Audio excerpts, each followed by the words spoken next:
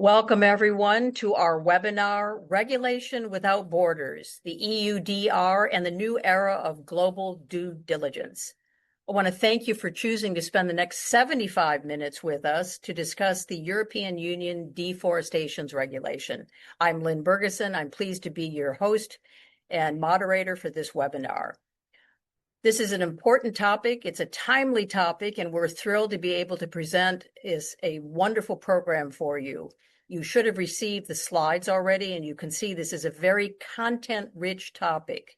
And we have three fabulous speakers for you today to go through this important regulation. Leading us off will be Diana Borcea, a senior account executive at EPPA, a Brussels consultancy that drives consensus among the European institutions, business, and governments.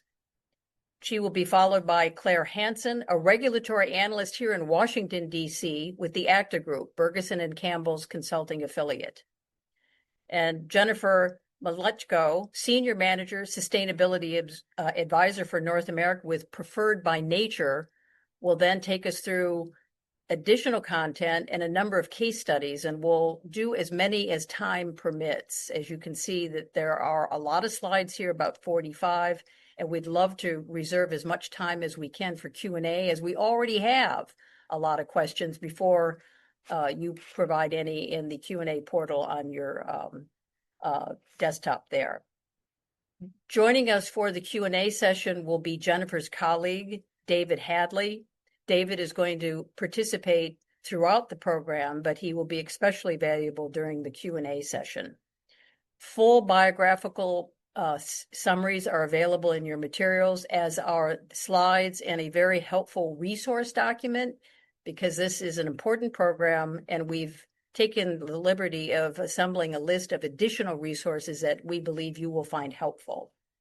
Now, before turning to the agenda for our webinar today, just a couple of administrative points. As you know, you're muted. So if you wish to add a comment or have any connectivity issues or direct a question to us, please go to the Q&A function on your portal. We're going to respond to as many questions as we can. As I said, we already have over 20. And it is our practice to prepare a written summary of all questions several days after the webinar. So if you have a question and you ask it and it's not addressed during the course of our webinar, don't worry, because we will answer it, okay, in writing, and we'll send that list to everyone who is registered for the program. As I said, the slides were distributed prior to now. But if you didn't receive it, just let us know, and we'll send them now, because I know some people like to make notations on hard copies of the slides. As I said, we have scheduled this webinar for 75 minutes because it is very content rich. We have quite a lot to go through. And so without further ado, let me turn to the agenda. We have 4 key topics. We're going to go through the EU Deforestation Regulation at a glance, kind of an overall view. Diana will go through that. Then we're going to talk about U.S. entity implications. We will then go into company and supply chain repercussions and talk extensively, as I said, both what those repercussions might be, and then go through a number of case studies, at least 2 and 3 time permitting. And then we'll talk about due diligence in practice. We will then have questions and answers, and as I said, go through as many of them as we are able to do in the time permitted. So with that, I'm going to turn it over to Diana to get us going. Take it away, Diana. Thank you, Lynn. I think we're ready to get right into it. So I'm going to go straight to a little bit of setting of the context of this regulation that has been actually around for a couple of years now at the level of the European Union, in the making and also now in implementation, but it's starting to kick in only towards the end of this year, meaning that the deadlines for compliance are starting to come quite close to us. So it's a very good time to actually recap a little bit what really is the European Deforestation Regulation, where it comes from, and what it actually entails in terms of obligations, and for whom, most importantly. But to zoom out a little bit, this is essentially one of the most representative legislations of the famous European Green Deal that's essentially looking to tackle one of the biggest drivers of climate change, which have been identified as deforestation and forest degradation at the level of the UN, but also at the level of the European Union. It's actually based on a former, more single scope regulation, that's the EU timber regulation, that's now expanding its scope, and it's covering more than just timber. So the mechanisms, the legal mechanisms in place it inherits from that regulation are still more or less there in the new EU Deforestation Regulation, but it does come with a larger scope, so more commodities, and it's setting really more ambitious, if you want, or stricter rules for transparency and accountability throughout supply chain in the EU and across the world when it comes to placing respective commodities and products on the EU market. So it's really, as a trend, part of a broader shift. That means that it's coming as a fundamental piece of the previous 5 years of European Union mandate that ended last year with the European elections, which was really about setting ambitious standards and goals in order to enable legislation to actually minimize the environmental footprint of products, both at the EU level, but also throughout the world. And EU Deforestation Regulation is really part of that broader shift.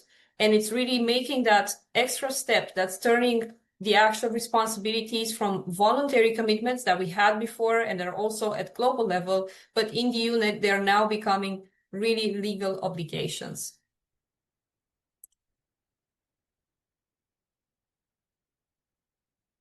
So what is EUDR in practice? As said, it transforms voluntary commitments in actual due diligence obligations, and in trying to ensure traceability throughout the EU supply chains for certain products and commodities. So in practice, it really addresses a list of commodities and derived products from those commodities that are sold in or exporting in the European Union to make sure that those products and commodities are not linked to deforestation or forest degradation that took place after a cutoff date, which is here in red on the slide, which is the 31st of December 2020. We will go a bit more into details as to why that date is quite important, but the traceability of that problem regarding deforestation and forest degradation of those products and commodities is really around that cutoff date. So it covers 6 key forest risk commodities, and the products that are derived from them, they're all listed in the first annex of the regulation.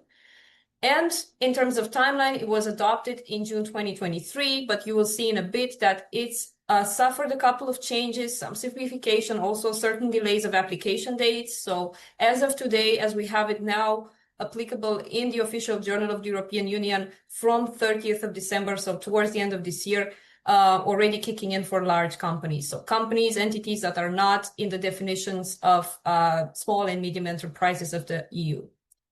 And here is just a snapshot of a couple of examples of commodities and products in scope. We selected here some of them that are most popular and around which we have received mostly questions in terms of how the due diligence and responsibilities are actually going to wrap around, but you can already see that it's very widespread used and important commodities all the way from wood, of course, based on the EU timber regulation scope originally, but also expanding to palm oil, coffee, cattle, cocoa, soy, and much more. So we also have paper, we also have materials that are derived from these. So it's quite a broad scope in terms of commodities and derived products. And we will explain in a little bit how it actually works in terms of defining what comes into scope and what doesn't. And we hope that by the end of this session, there will be more clarity into how to actually do this exercise of scoping a little bit, what exactly comes into the scope of this regulation.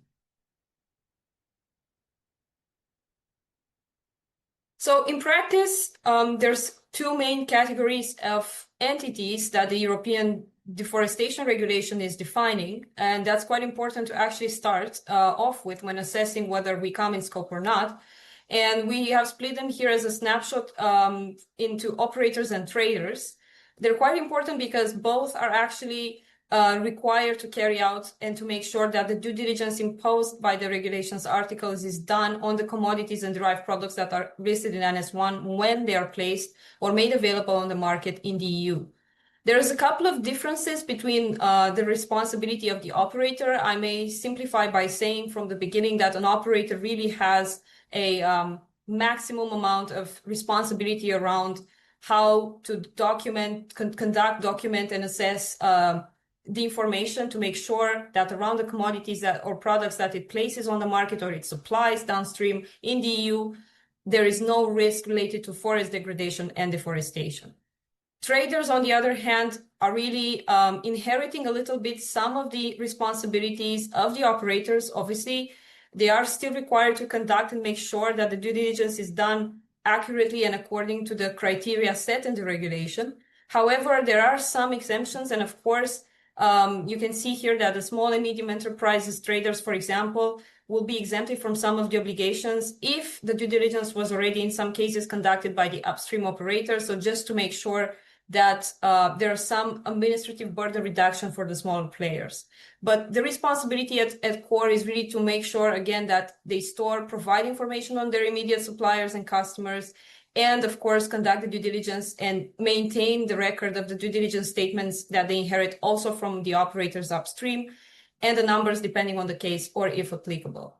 So these are the main two categories of actors that come as entities in scope of this regulation. And of course, quite important to say at this point that obviously, if there is evidence throughout the chain at any level, whether there's at the trader or operator level of a risk related to deforestation or forest degradation, companies are obliged under this regulation to alert authorities and inform their clients right away about that risk. So it's really a question of making sure that the traceability throughout the supply chain is actually working, and it actually leads to alerting the authorities related to potential risks that are in the scope of this legislation.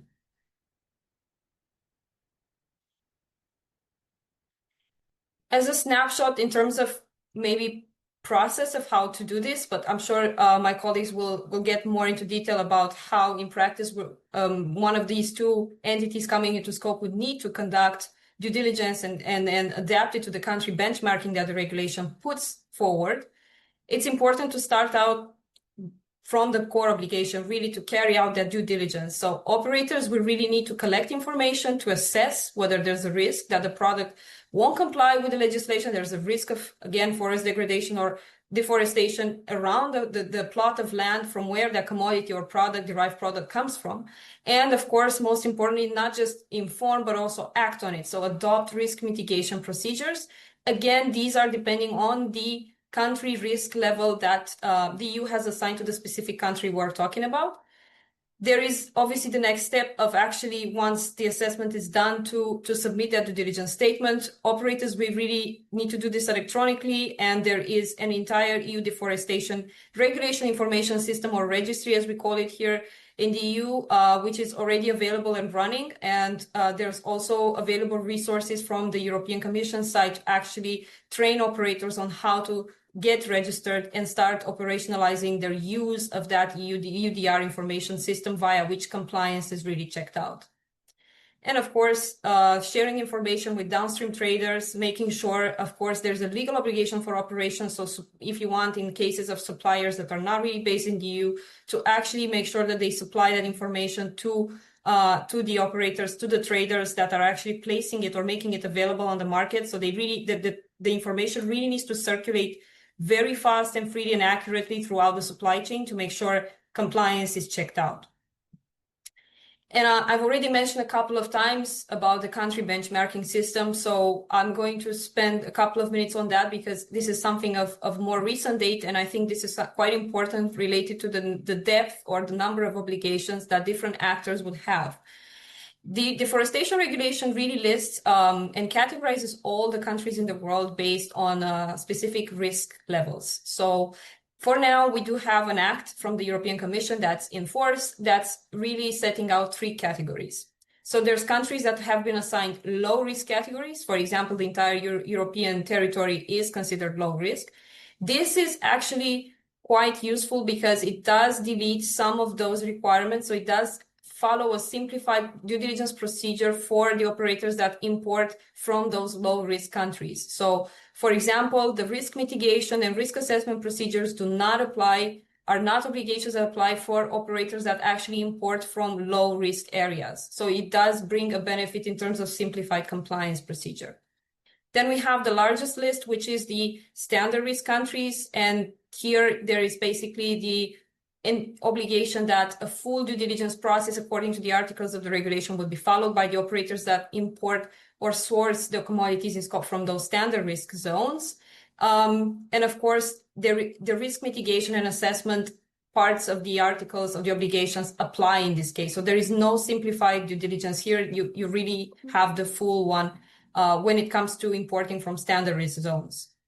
And last but not least, there is the high risk area, which is a couple of 4 countries that were designated by the European Union for now. Again, full due diligence process, but also an asterisk here. It's very important to note that the auditing authorities, so the enforcement authorities, also the European Commission at the EU level, has the right to place higher scrutiny or more frequent checks on those commodities that come from the high-risk areas, given the fact that it's kind of pre-identified by the Commission's methodology that those areas will most likely have the most or highest risks of those products being related to or coming from areas or plot of lands that are suffering from deforestation or at risk of deforestation and forest degradation. So that is really, in a traffic light system, the red zone.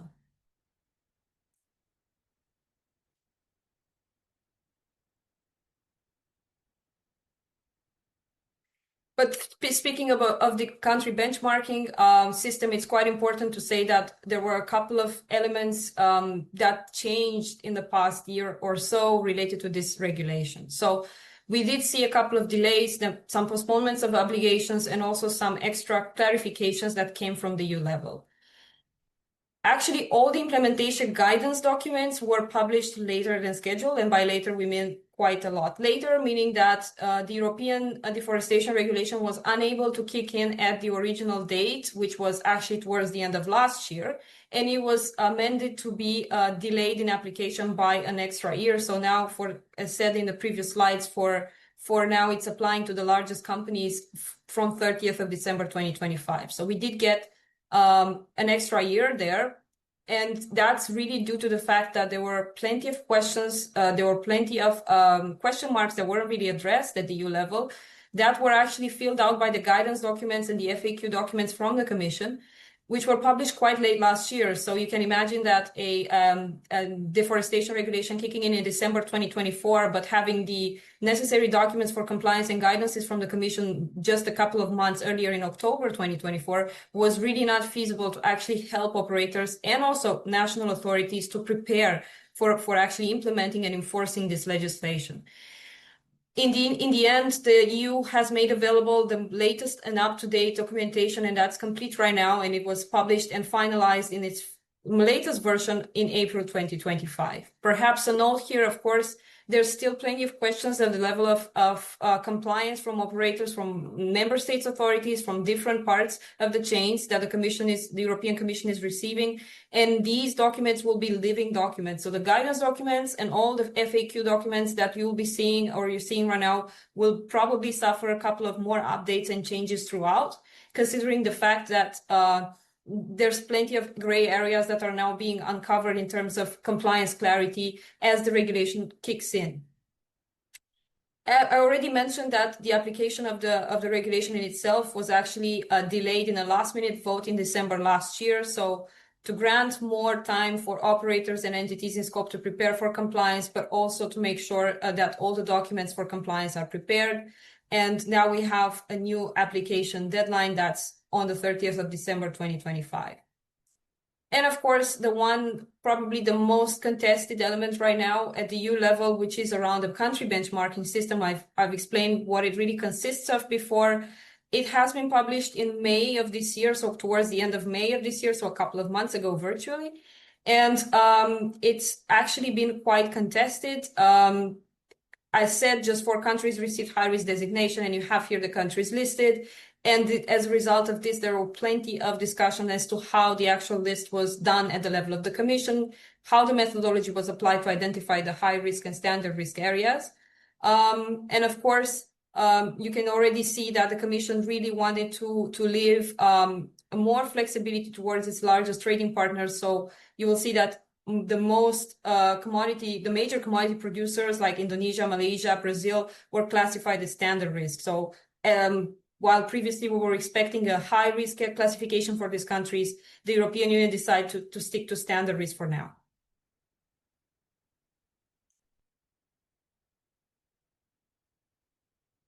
But of course, as said, the decision of the Commission to actually make this benchmarking system the way that we see it today was actually quite contested at EU level. So this is also a factor of generating change potentially in the future.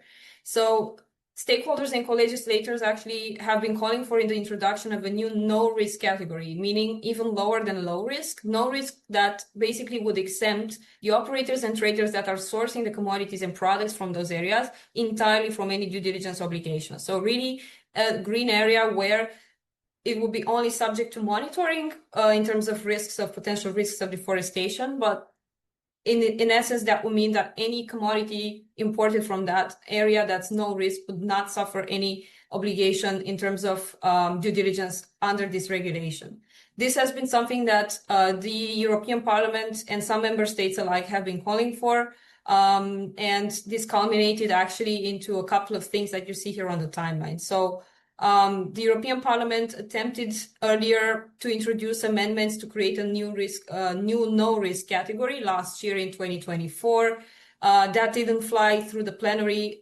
As a result, we have this issue resurfacing this year. So we see 18 out of 27 member states actually urging the Commission to create this category and to delay and further simplify the obligations and the burden and reduce the burden that the European Deforestation Regulation is imposing in terms of due diligence obligations on different operators.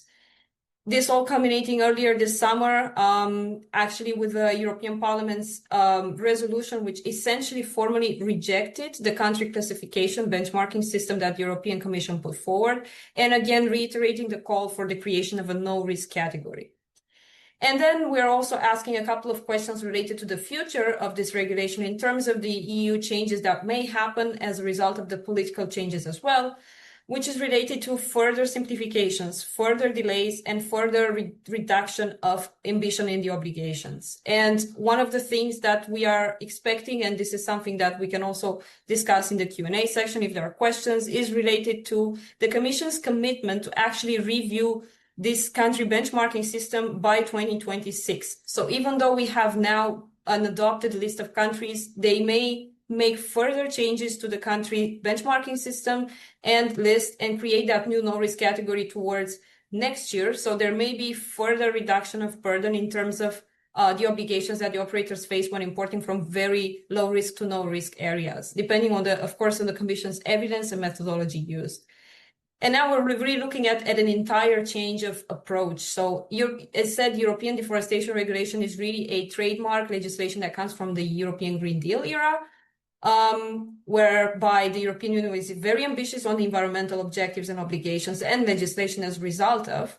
However, now we're looking at a more pragmatic and more economy-friendly approach. So we are seeing an increased change in the way that the EU is looking at its old, or if you want, already adopted environmental legislation, including the deforestation regulation. So there may be further areas that the European Commission may be looking into as to seeing whether there's space or room for actually reducing some of the obligations or making sure that these obligations, of course, are not overlapping or contradictory to or other pieces of legislation that relate to due diligence. And of course, probably some of you are already familiar with the corporate sustainability reporting and corporate sustainability due diligence directives that are really kind of sister directives of the European Deforestation Regulation. And it is likely that there will be some impact assessment done that may lead to further delays or further deletion of obligations in the future. But for now, from my side, the message should be clear. We are sticking to the first wave of obligations kicking in towards the end of this year. And of course, we will be obviously going by the benchmarking system that we already have on the table. I think with that, I can wrap up and I can pass over to Claire. Thank you. Thank you, Dana. And thank you, everyone. I'm very excited to be here today. to discuss the new and important European Union Deforestation Regulation Program. So primarily today, I'm going to be focusing on the impact that the European Union Deforestation Regulation Program has on U.S. entities with regard to exporting products, specifically to the EU market. That tends to be the type of question that our clients have been asking us around the EUDR. And so that's kind of where my remarks are going to fit in today. At a very high level, the EUDR is another in a series of value chain governance programs designed to change behavior by reaching beyond national laws and involving all stakeholders within said value chain. And as you've heard, the EUDR requires that in order to sell to or export from the EU market for any of the regulated commodities, these products have to meet 3 conditions. So they must be listed as deforestation free. The products have to be produced in compliance with the relevant laws of the country of origin. So this is a significant point that is sometimes overlooked in some of the existing literature out there. And so it's just something that you're going to want to make sure that you check off as you're going through your due diligence exercises. And then, of course, the products must be covered by the due diligence statement. This is not simply checking something off the list. This is a very substantial regulation that requires quite a lot of due diligence on the manufacturer's part. Just to kind of place the EUDR in a little bit more context, it follows a more recent 2021 EU conflict minerals regulation intended to minimize the EU's contribution to fund armed conflict through international trade of minerals. And the EUDR is the latest and perhaps the most consequential addition to a growing menu of governance programs that reflect several emerging trends. For those of you here in the US, these regulatory obligations are not new. We've seen them under specifically the Toxic Substances Control Act, TSCA, considering, for example, persistent bioaccumulative and toxic rules, which were enacted in 2021. And most notably, and I think, this has been discussed quite a lot over this last year, the PFAS reporting obligations under TSCA 8A7. The TSCA PPT rules require an understanding of what chemical components are included in imported products to be able to conform to compliance with the 5 PBT rules, which includes PIP 3.1. The EUDR reflects the need to build strong supplier relationships, which is a growing trend just among all of these growing regulatory and compliance obligations, both in the United States and globally. And as noted before, the EUDR reflects a continued global focus on sustainability. The main point of the EUDR is to limit deforestation as a means of protecting biodiversity, reducing greenhouse gas emissions, and limiting the exploitation of natural resources. There have been various discussions on whether or not the EUDR is likely to work. And there have been many who have disagreed, especially over the last year, about whether or not the EUDR will actually be successful in limiting deforestation.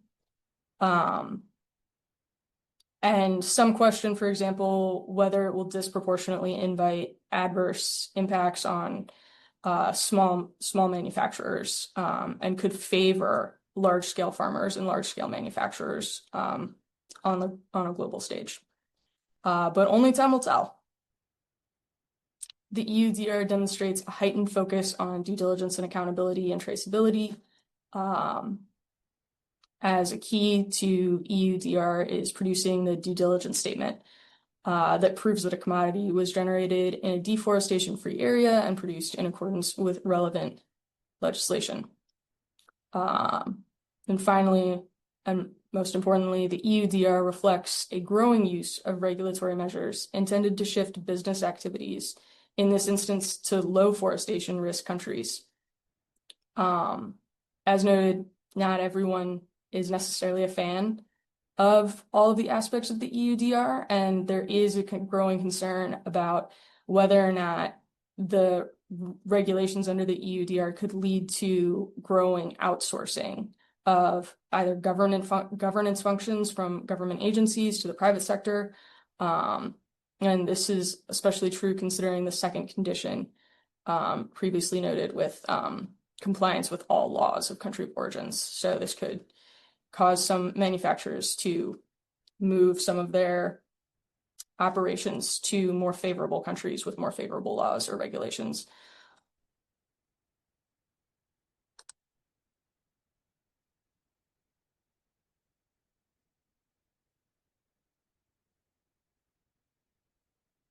I don't think my slide is working. I'm really sorry, everyone. There we go. Okay. The EUDR program will impact US-based entities, not equally and perhaps not all immediately.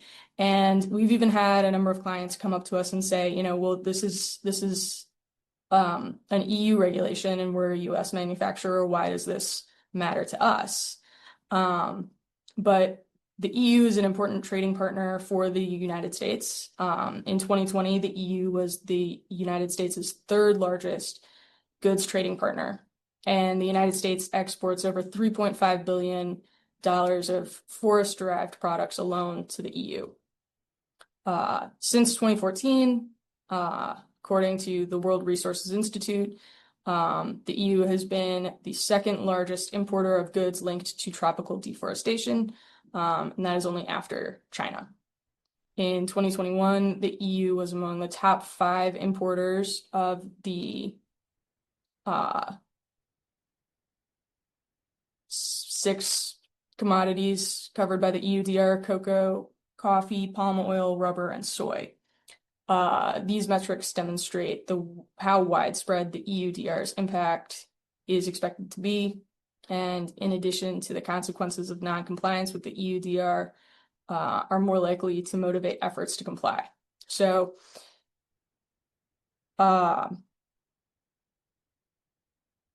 the consequences include, thank you, Jennifer, there are 7 commodities. So these consequences include maximum penalty of no less than 4% of EU turnover, confiscation of goods and revenue, exclusion from public procurement and funding, and last but definitely not least, reputational implications of allegations of noncompliance. So this leads to the important question of what U.S. entities engaged in the export of products to the EU market should do now to prepare for the EUDR's fast approaching deadline. Okay. So first, it's really important to understand what your role is in the program, if you have a role at all as a U.S. manufacturer. So first, it's important to conduct an impact assessment. So you will need to determine if your business is implicated. In order to do this, you'll need to review Annex 1 carefully and compare Annex 1 with the harmonized system codes, which more specifically outline which products are covered under the EUDR. If you are implicated, you have to determine whether or not you are a trader or an operator, or if you have no obligations under the EUDR. Once your role is classified, you need to understand your reporting obligations. As Diana mentioned earlier, there are slightly fewer obligations if you are a trader than if you are an operator, and it's also going to depend on the size of your company. You're going to want to ensure that your suppliers are cooperating and address non-compliant suppliers. Because if you can't fill out the due diligence statements as required, and you can't answer questions because your upstream suppliers aren't answering questions, you can't supply your product to the European market. So you have to understand the due diligence requirements and must comply with all prescribed methods, and collect information and maintain that information to demonstrate your compliance. You're going to want to institute a reliable protocol to monitor EUDR requirements. So this is something that could change over time, as Diana kind of alluded to in her presentation. This initial benchmarking that's being done, or that was just done, could change with the reports that the EU gets further downstream. So the key to success is understanding the implications of the new regulatory program and ensuring a company has the internal systems in place to discharge all necessary regulatory obligations. And since this is a new and very relevant and highly discussed, highly anticipated regulatory procedure, industry should expect scrutiny by national authorities and private entities to establish durable systems for documentation and reporting. Some people have raised questions about whether or not all of the EU countries are going to have the bandwidth to enforce the EUDR immediately. That's a game of Russian roulette that I definitely would not recommend anyone tries to play, because you could be subject to a number of regulatory and compliance prohibitions. So this leads me to my final point. Try to make lemonade from lemons. New regulations are always kind of scary, and it's natural to begrudge their enactment and sometimes not see the upside of the imposition on companies. But one thing that you might wish to consider in looking at the EUDR differently, and perhaps to be a little bit more receptive to it. First, supply chain transparency is inevitable. The EUDR is moving that needle yet again. You need to look no further than, as I was discussing earlier, the number of PFAS regulations that we've seen, where in order to comply with the great number of PFAS regulations that have been enacted federally under TSCA 8A7 and under the states, specifically in Maine, Minnesota, and New Mexico, are reinforcing the same message. These regulatory programs are having a profound impact on business, risk evaluation, and product specification. The PBT rules, as noted above, and TSCA new chemical rules also compel a greater understanding of chemical components in articles, so finished products, being imported from the EU and elsewhere. Gone are the days when TSCA largely excluded articles from coverage. Now, most significant new use rules, SNRs, do not exclude articles, and most new chemical rules result in SNRs. It's critically important to understand all chemical components included in the article to ensure consistent TSCA compliance and to avoid business disruptions. So that's just something that we deal with a lot here in our practice, and there are applicable ways to kind of map some of the benchmarking and supply chain auditing exercises that I think a lot of people here in the US are already engaging in onto some of the requirements under the EUDR. So it doesn't all have to be a bad thing. It can just be a way to understand your supply chain a little more comprehensively as it relates to the regulated commodities. And second, it's important to embrace the goal of deforestation as a positive outcome. Deforestation is preventable, and doing your part to achieve this goal is commendable. The EUDR program encourages greater supply chain communications and accountability, which drives improved business practices. The program provides an opportunity to generate positive messaging regarding your company and the products it sourced to others. Finally, acting swiftly and being prepared for the EUDR maximizes opportunities to leverage resources efficiently, while many celebrated the one-year delay in the compliance deadline, which is now more than halfway over. It's time to step up.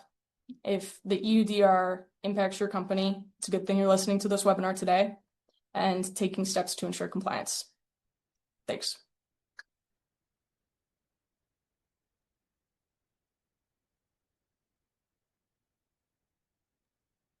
And now we'll hear from Jennifer. All right, thanks, Claire. Yeah, so I have quite a bit of content to show you guys today. Thanks for having me. Really grateful to be here and speak about this. I think the what I really want to cover now that Diana and Claire kind of set up some of this context, I really want to go into kind of EUDR in practice. So what does this all look like in terms of implementing it both into your internal systems and then also what it looks like externally when you're submitting due diligence statements. So I have a few case studies that I'll go through. Again, there are some slides here that I think will be really helpful for everyone in the materials that we send out after this call. In which case, because we don't have too much time and I want to leave enough information for Q&A, I will breeze through some of them. So apologies in advance for that if I don't spend enough time on something that is interesting to you, but I promise you'll get this afterwards. Just a really quick, my name is Jennifer and I'm also supported by David Hadley, who's online, and he will also be supporting in the Q&A function. So really briefly, I'm just going to spend 1 or 2 minutes in case you've never heard of Preferred by Nature on who we are. I'll go into company and supply chain repercussions, and then go into due diligence and practice, as well as 2 to 3 brief case studies. We also have a slide on publicly available tools, and you should have also that material afterwards and those links as well. So who is Preferred by Nature? So we work in more than 100 different countries. We're a very much mission-driven nonprofit organization. A lot of people know us from our certification arm, and we have close to 400 staff now throughout the world. And we are really focused on forestry and agriculture supply chains. And you'll see on the right side of this slide, with the EU flags, the commodities that we're very focused on, which are also in scope of EUDR. So just to call out that there are 7 commodities, including rubber, so timber, coffee, cocoa, palm oil, soy, rubber, and cattle, and then biomaterials also fall under wood-based products and timber. So some of what we do, of course, we have, as I mentioned, a lot of sustainability certification services. We have mission-driven products.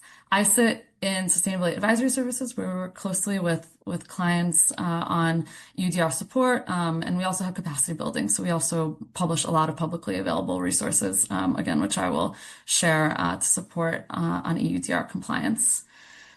And then things that we support on and we've been helping companies kind of really dig into in practice is conducting things like gap analysis for EUDR, really nitty-gritty system development, supply chain risk assessment. We have a number of also trainings available for free online and on our YouTube channel for deeper dives into the EU regulation, as well as some other things that we support on.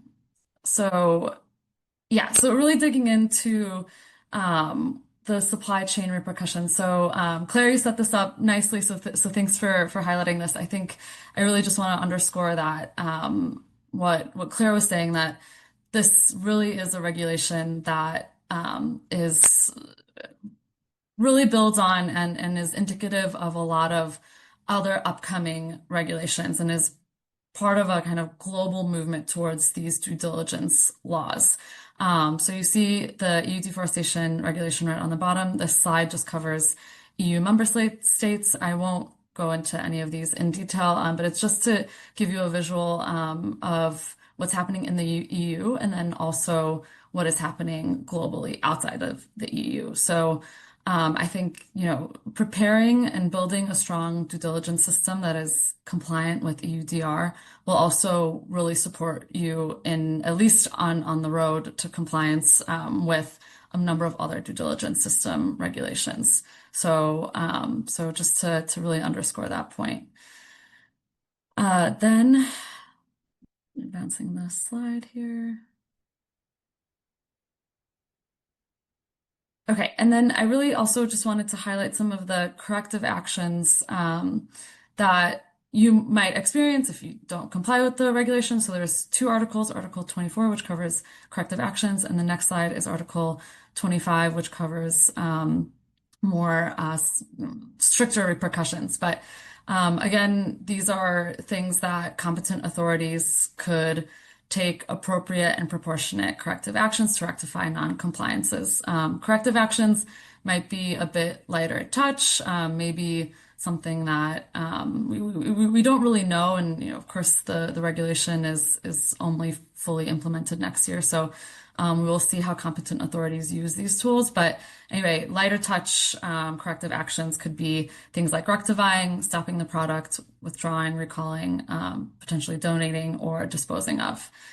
And then the next slide covers penalties. So this is really much more stricter action that the regulation defines as something that needs to be effective, proportionate, and dissuasive. So this is much stricter, which include like fines, confiscation. Clarity covered some of these in her slides, but this could also include exclusion for public procurement, prohibition on trade, and then also there could be a prohibition on simplified due diligence. So even if you're sourcing from a low risk country, if a penalty could be that you can no longer use simplified due diligence, and as Diana talked about in her presentation, and move to and be forced to do the full due diligence compliance.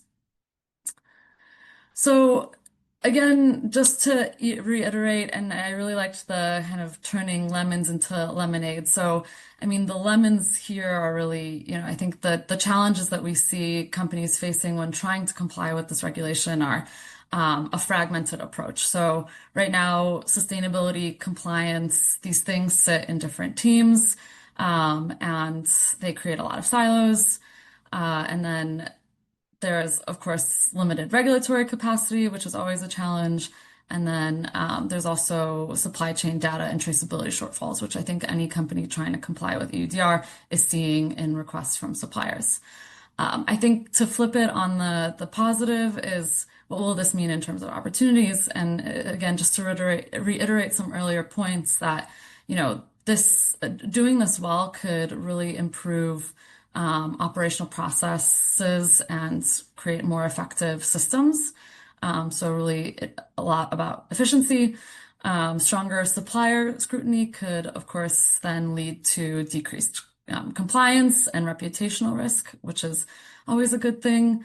And then, of course, competitor differentiation. So we're already seeing implementing companies having preference among customers within their supply chain.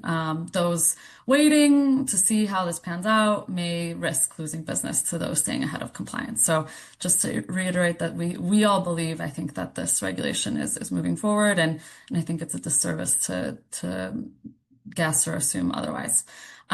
So these are the commodities in scope. I think an important clarification and exception is material made from waste or residue. There's also an exception on packaging used to support or protect or carry another product. So for example, if you are importing chocolate and the chocolate comes in a box, it's only the chocolate that is in scope of regulation. The box is not. That's different, of course, if you're kind of importing, packaging and wood pallets or things like that. So kind of two big exceptions there.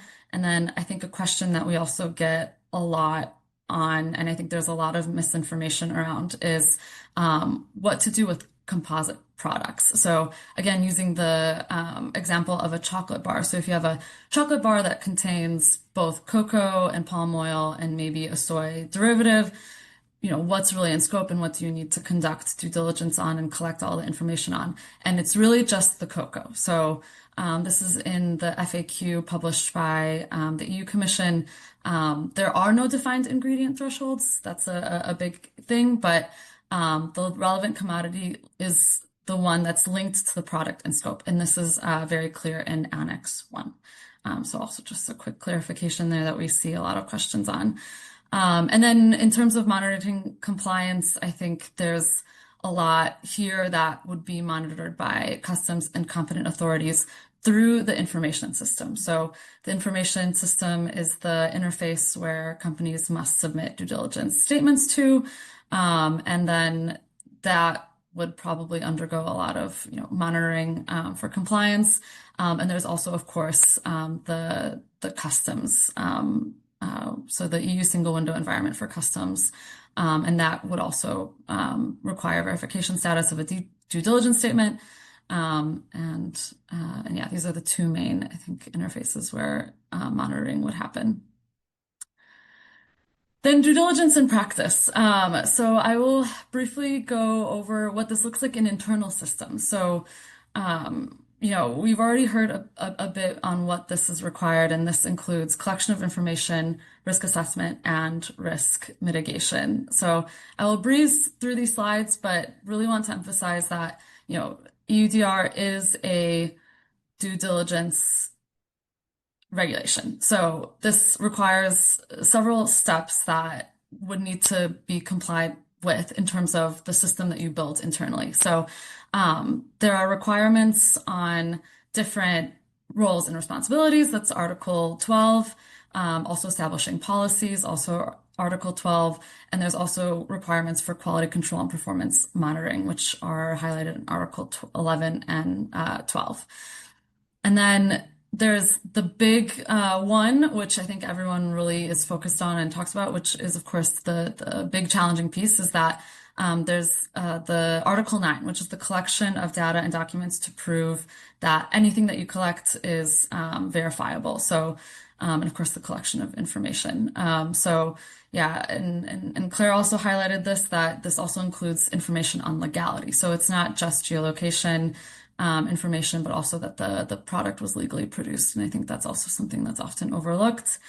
And then finally, assessing and mitigating risks, Article 10 and 11. And so this builds an overall due diligence system and what you need to comply. And I think there's actually one more box on, reevaluating the system and ensuring that it's working and publicly reporting on that annually, also listed in Article 12.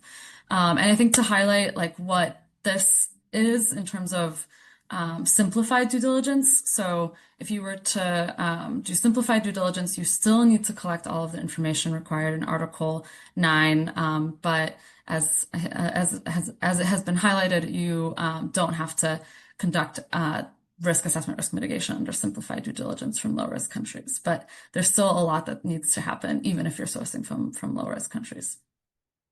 So also, we receive a lot of questions around certification and how that could support compliance. I think this is a very important point to highlight that certification is called out in the regulation, but it's mainly in the purposes of a risk assessment. So you can, of course, take into account information supplied by certification schemes. However, certification is not a green lane, and it cannot replace obligation for actors to conduct due diligence. So certification can most certainly be seen as a tool for compliance, but it cannot, in and of itself, be what you use for to validate or verify that you're compliant with the regulation. Yeah, and this is just another slide on what kind of how certification can support. So as I mentioned, it could provide assurance as a risk mitigation measure. Maybe it could support traceability through the passing of data, and it could provide information for risk assessments. And so there's a number of schemes that can support you on this, but again, the obligations of the regulations still stand, and it's really meant to be a supporting tool. And then I want to spend the rest of the time, I know we don't have that much time, going over some case studies. So what does compliance with the regulation really look like externally when submitting due diligence statements, and who is responsible for what? So I know there's a lot going on this slide.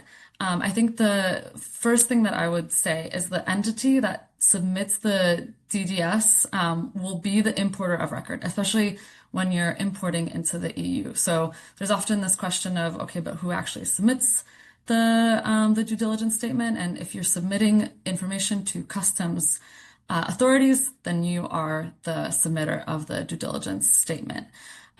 So here on the left, we're starting out with, let's say, a forestry product in forests that then get milled or transformed and then are imported. So here the graphic shows that it would be the importer that submits the due diligence statement. And then after that, if the importer is strictly a trader, then they don't have to do anything else, and they can kind of move on to sending to the factory after they've submitted the due diligence statement. If the importer is also transforming the product, an important call out here is that the importer may then have to submit two diligence statements. Once when they're importing, and then a second time when they are, and after they've transformed the material. This could, of course, they could reference the first due diligence statement that they've submitted, but there's I call out product transformation here because that's an important part of when you need to submit a due diligence statement. So anytime you're transforming the product, a new due diligence statement needs to be submitted.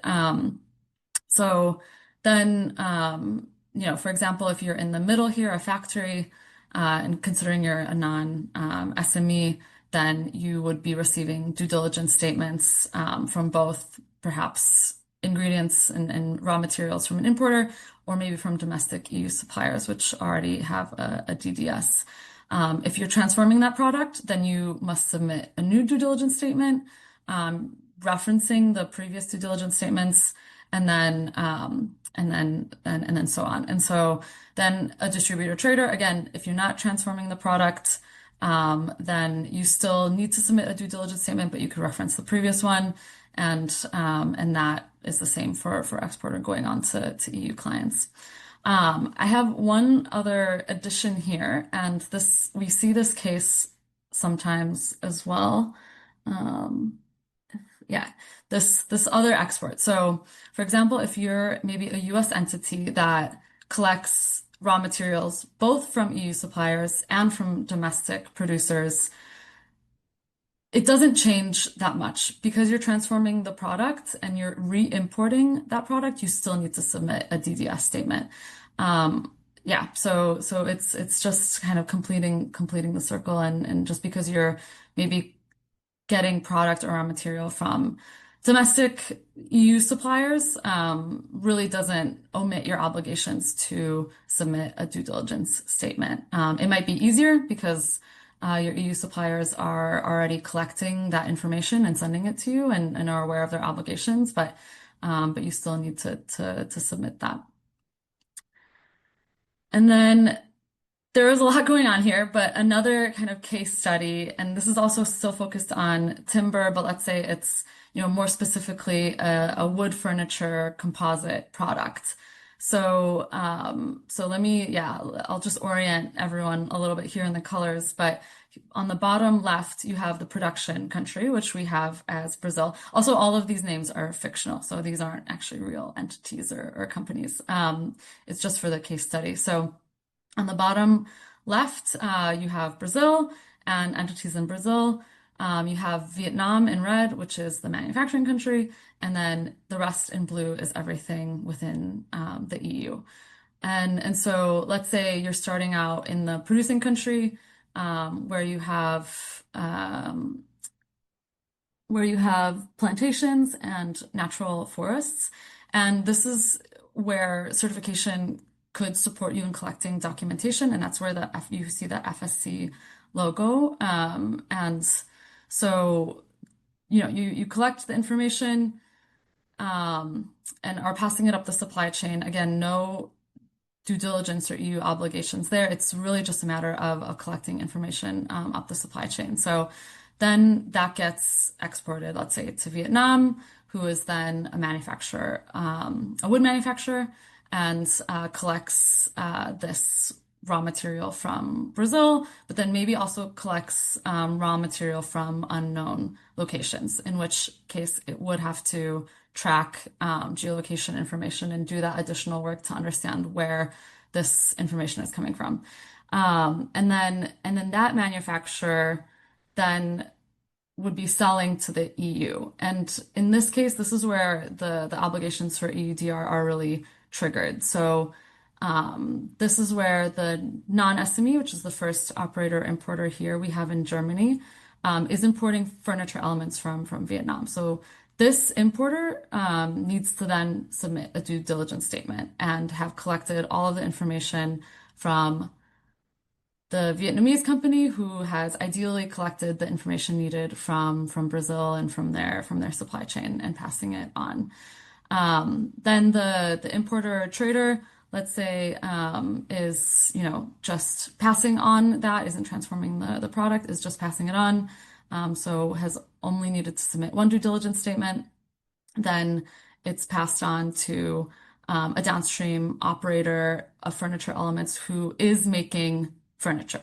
So, and this is where I want to call out the composite products. So let's say, cattle is in scope of the regulation, and let's say you have, cattle and leather in the supply chain in which the slaughterhouses must submit a due diligence statement. Let's say then you have a leather producer who then is an SME. So there's an exemption for SMEs for 6 months. So this highlights that exemption that they will not need to submit a due diligence statement. In this case, the Fisher company would have to prove or kind of validate that this letter walled company is in fact an SME for the first 6 months. But after June 2026, they will have to submit a due diligence statement just like everyone else. And then, but because now Fisher has transformed this product into a wood furniture product with leather components, now only wooden furniture is in scope for the rest of the due diligence statements. So leather is no longer then in scope after this, and then it goes on to the trader and exporter and retailers in which those due diligence statements need to be submitted, but those are also easier because you're referencing prior material. So I know there's a lot of logos and graphics here, but again, you'll get this material you'll get this material after this webinar. And then I have one other simpler case, which I want to leave enough for the Q&A, but there's quite a bit of descriptions in this slide, which you'll be able to dig into. So I will skip this one for now. And then just to really quickly highlight some scoping tools. And so we have an EUDR scoping tool, which hopefully if you haven't received, you will receive in materials. We also do a lot of capacity building, like I mentioned, through our online resources, many of which are free. We have an EUDR toolkit, an important thing that I want to call out, in which there's a lot of templates and things that you could use to tailor to your systems. And it's a very robust tool that we've developed that's also online for free. We have also Sourcing Hub. We offer certification as a risk mitigation strategy. And then we also have our own frameworks that we've developed for gap analysis, benchmarking, and really like hands-on support in due diligence implementation. So I know that was a lot of information, but that's it from me. And I think we have some time for Q&A. So I will pass it back, I believe, to our organizers. Thank you, Jennifer. Yeah, you are a master of understatement when you say there's a lot going on in this slide. Yes. But they're very helpful. And since you were most recently presenting, let me ask you this question, because we have a ton of questions, most of which we will not be able to get through in the 12 minutes we have remaining, but let's give it a good shot. This is for you, Jennifer. Knowing that certification can only be part of the DD and is not a green lane, consistent with your slide, do you have news on the FSCS's approaches to EUDR, and in which aspects the FSC can be used in the DD, and in which systems and processes should be built around by companies? Yeah, that's a good question. So FSC, along with other certifications, have developed their own like regulatory module or add-ons to support companies in compliance. I think those could be really great tools because they really are meant and focused on EUDR and covering the gaps that these certifications have in their current systems. So, adding those additional requirements in terms of auditing, it's still, I think, when submitting information in the due diligence system, and then also in terms of having and showing evidence and having the annual reporting and everything, you still need to have a due diligence system in place, and you still need to showcase or prove that you've kind of done your maybe due diligence or review of, let's say, a certification scheme or whatever that is supporting, and that it's really robust enough. So it doesn't, yeah, it doesn't forego it doesn't forego your obligations, but it could be a really great tool to at least validate and be a kind of system to transfer information in the supply chain. Right. And David, welcome. Thank you for joining us. And if anyone has anything to add to Jennifer's response, Diana, Claire, David? If not, I'll move on to the next question. Okay. The next question, very simple. Where can I find a list of country risk, i.e. low risk, standard risk, high risk? I'm going to answer that because in your resources, which is in your, or in the list of resources that we prepared, we put a link to our blog on the EC announcement that came out in May. So if you just go to your resource portal on your desktop there and download or take a look at the resources we provided, it's the link to the list is there. Next question. If we are buying packaging in bulk in order to place our own products on the market and without any other purpose other than that, are we considered a trader or an operator and therefore have the obligation of complying with the due diligence requirements? That's question one, and then a follow-on. And in case we are considered a trader / operator in the case I just identified, which documentation should we keep and maintain in order to fulfill the due diligence requirements? Who wishes to respond to that?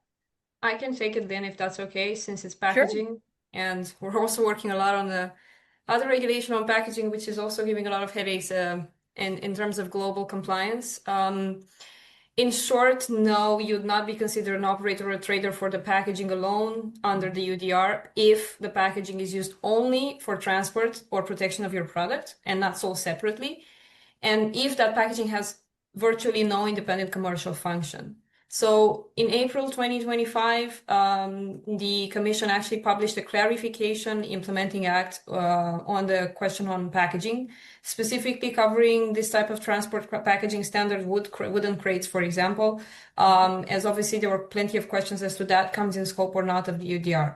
And as a result of that clarification, we can now say clearly that any packaging unit that's, for example, a wooden crate in this case, that is solely bought for using for transport and protecting products and placed on the market in that context will not come in scope of the EUDR obligations. And so will not draw any due diligence obligations on that alone, unless, of course, the product in itself contains something that's in scope. But the packaging itself will not trigger that. And this is also for the purpose of making sure that there is no overlap with the other packaging dedicated regulation of the European Union that pertains specifically to packaging. So the answer in short would be no. Right. Thank you. Anybody want to add anything? That was a very comprehensive response. Thank you, Diana. All right. Next question. Is the declaration of due diligence to be done for every shipment that goes into the EU? Apparently, there's some lack of clarity. The regulation states that the DDS is to be done at least annually. Therefore, some people are wondering if it's every shipment or annually and one and done. I can take that one as well, if that's okay. We've received this kind of question a lot. So yes, so no, actually the good news that you do not have to submit a single DDS for every single shipment. So one DDS can cover multiple shipments of the same product in the supply chain, as long as there are no specific changes in the operator, in the product, in the origin of that shipment, and of course, the supply chain details, for example, the plot location or the plot origin. So you can reuse the same DDS reference number for multiple consignments.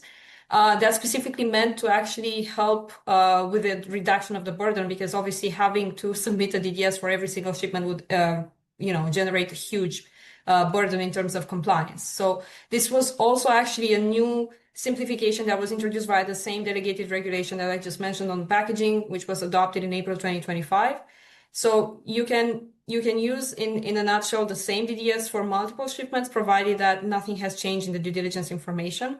If any of those aspects of origin, operator, so on changes, like for example the producer or the legality status, then a new DDS needs to be issued.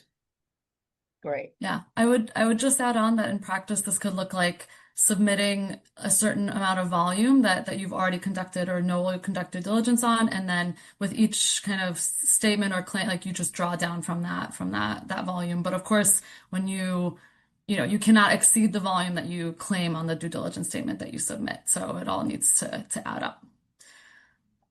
Great. Anything to add, David? All good? All You're right. awesome. All right. Next question.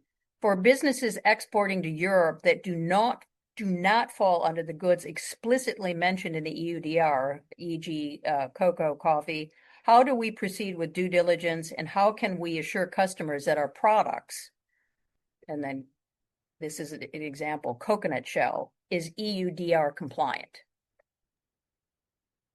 So I think in short, coconut shell is not in scope of EUDR. So yeah, so as long as it's not a commodity in the regulation and isn't listed in Annex 1 as those commodity codes, it is not in scope of regulation in short. So coconut shells do not need to comply with EUDR. So would you suggest in response to the question, directing the customer to the Annex 1 list to say that it's not there? Exactly. Yeah. So it'd be good for any company customer that is questioning to basically look at what commodity or HS codes they're using for import or export or production and in inside outside EU and cross check that against the Annex 1 codes. And if that HS code isn't listed there, then it's not in scope of the regulation. Okay. Does the EUDR apply in Northern Ireland? Yes. In short, sorry. Okay, good. Yeah, right. I think that we cleared that out. Yes, it's just obviously it's applying to the UK and Northern Ireland territories as well. It's just this a specific EU ORI code that needs to be mentioned in the system when it comes to the Northern Irish or the UK territory, but it's really considered as in the case of Switzerland, for example, as a third country. So yes, it does apply. Okay, good. Does anyone wish to offer insights on EUDR's practical impact on trading companies? Being the first importer of cattle is tricky. What kind of questions would the competent authorities ask? I may be able to start on that one. I don't know if David wants to, or maybe we do the other way Go ahead, around. Diana, and I can follow up.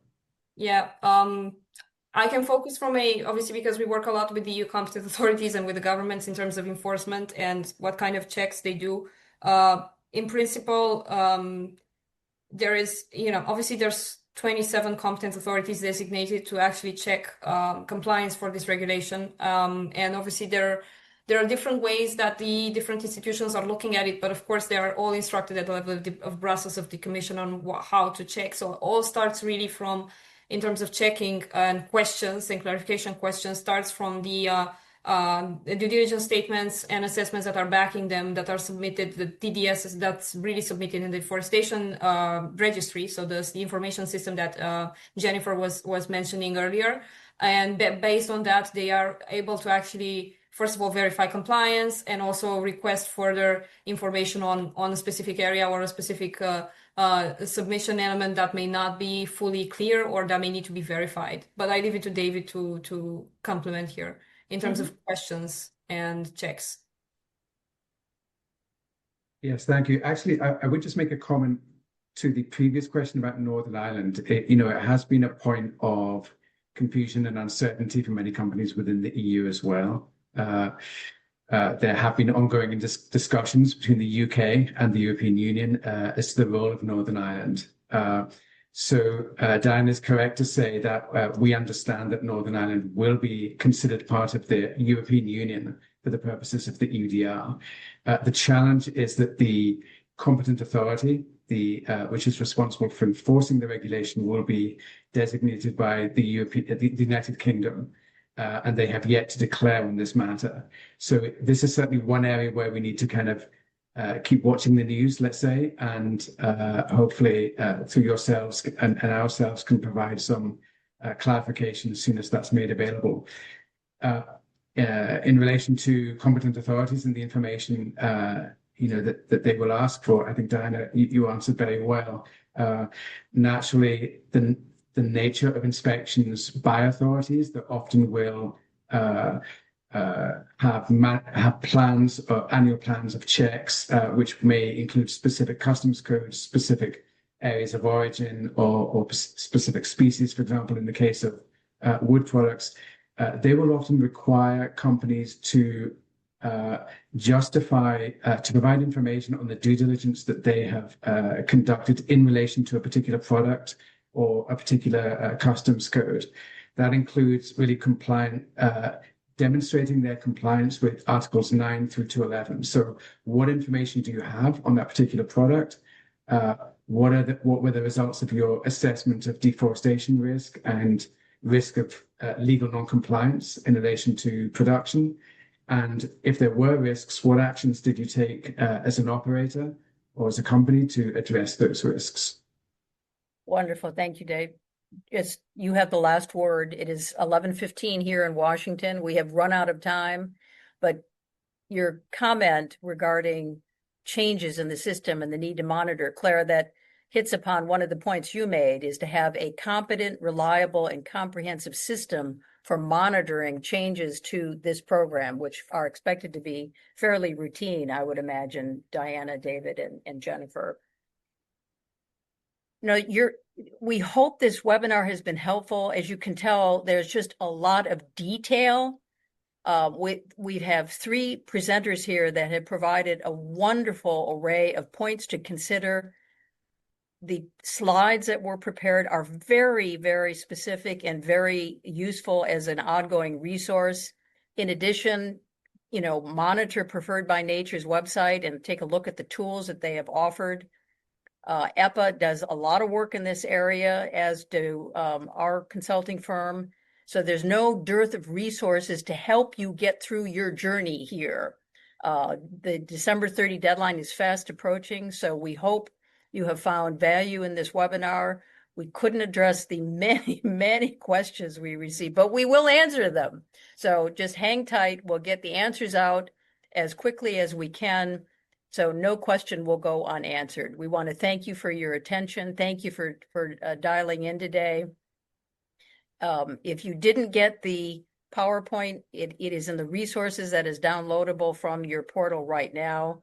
And if anyone has any questions as a follow-up, feel free to call any of the presenters or email them, because we're here to help. Thanks so much, and we appreciate all of your attention. Take care.